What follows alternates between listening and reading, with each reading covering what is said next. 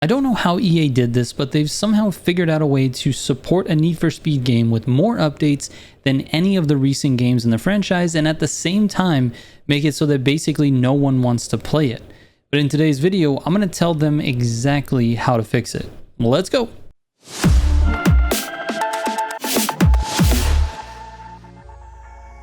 Real quick before I get into the video, if you're looking for a community of racers to play with, join our Discord. There's a link in the description down below. That's also where I do all of my giveaways, and we have every topic in there from the Crew Motorfest, the Crew 2, to Need for Speed Heat, Need for Speed Unbound, everything Need for Speed, and all kinds of other racing games. There's over 14,000 members there, so hit that link and join us. All right, let's get into this. Need for Speed Unbound Volume 5 was released last week. That's now 4 content updates for Unbound, so why don't I feel like playing this game? Well, first of all, if you're currently playing Need for Speed Unbound and having a good time with it, that's awesome. I'm not trying to convince anyone of anything or try to persuade any of you that are watching this video to play something else. I believe you should be playing the game that's making you happy. That's what games are for. Now, the point of this video is actually to call attention to a problem that I see with the way EA and Criterion have handled the Unbound updates, because I really do care about the success of the Need for Speed franchise, and I think with the feedback I'm about to give them, they can improve the next game or the next update for this game. As I just stated, Unbound has received the most updates and post-launch support out of any of the modern Need for Speed games, and that tells me one thing: EA and Criterion are listening to, at the very least, some of the feedback the Need for Speed community has put out there. This was the biggest issue with Need for Speed Heat. It got literally no post-launch support, and what did we all do? We cried about it on Reddit and YouTube, and EA and Criterion obviously heard some of that and decided to commit to a full year of updates for Need for Speed Unbound, and they introduced a speed pass system that would allow them to add progression elements to the game as well. That was a good decision. Where they went wrong is that they decided to try and capitalize on those updates with paid DLC packs that were, to be honest, not so desirable, and they kind of took away from some of the good things that each of those updates did really well. Now, I can't speak for them, but it looks like they thought the community would be okay with the DLC packs with each of these updates, so long as they were also getting free Speed Pass content.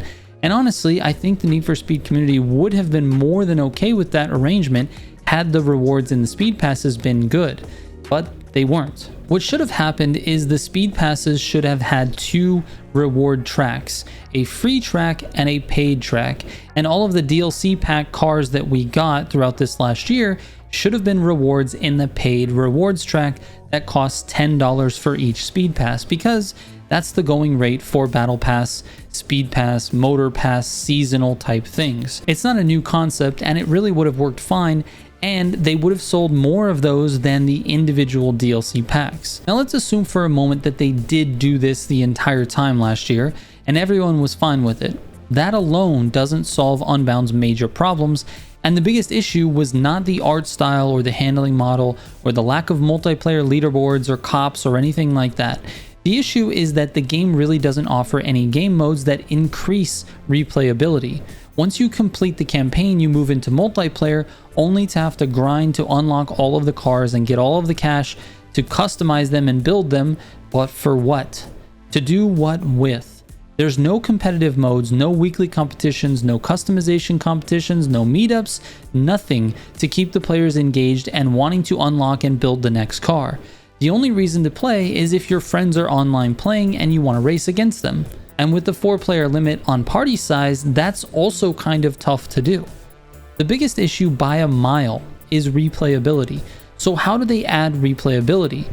Well, whether it's Unbound or the next game in the franchise, they need to commit again to updating the game more regularly, like they did with Unbound. Hopefully with a little more communication and planning in between the updates, so we can feel a little bit more in the loop. A roadmap would be perfect, but I'm not going to complain if we're getting constant communication from the marketing teams. Secondly, the Speed Pass idea needs to stay, but in the format I suggested a little earlier. They need to scrap the DLC car packs, as those are only seen as a cash grab as opposed to a fair trade. What do I mean by this? If the game is offering you something valuable in exchange for your money, you don't feel like it's just EA trying to sell you something.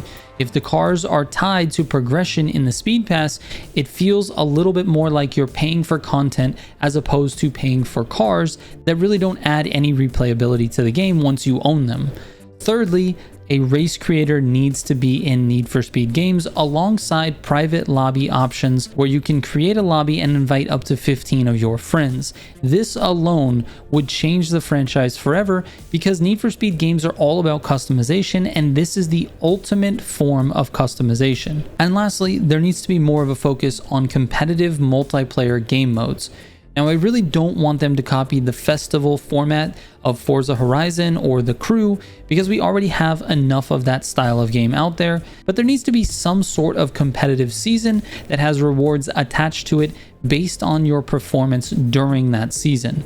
Honestly, if they just copied one of the shooter games like Apex Legends or Valorant, and they just added a competitive queue for races with a point structure and a way to brag about your rank, that would be awesome. This is something that I've actually been trying to create with my NFS Battles website.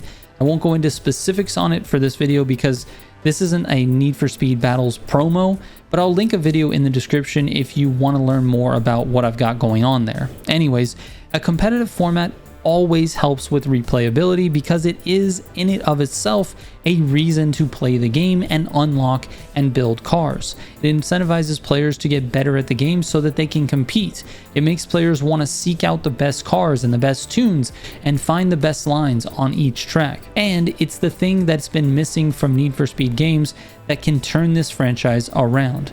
That and maybe a Need for Speed Heat too. Now, this is honestly the most important part of this video. If you've made it this far, I really need your help with something. Chances are someone from EA or Criterion or both will see this video. So I want you guys to put in the comments section one thing that will make Need for Speed games more replayable. Don't overload it because no one's going to read that comment. Just one thing that would make it more replayable. I'm very interested in your thoughts on this and try to be constructive. I'm coming from a good place with this video and I want the games to be better in the future.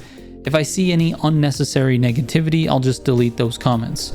Alright, to end this, I love Need for Speed games and I don't plan on stopping content for Unbound on this channel. I do have more planned, even though Motorfest has really taken a lot of my focus right now. Don't worry, more Need for Speed videos will be coming in the future. Alright, thanks for watching. I will catch you on the next one.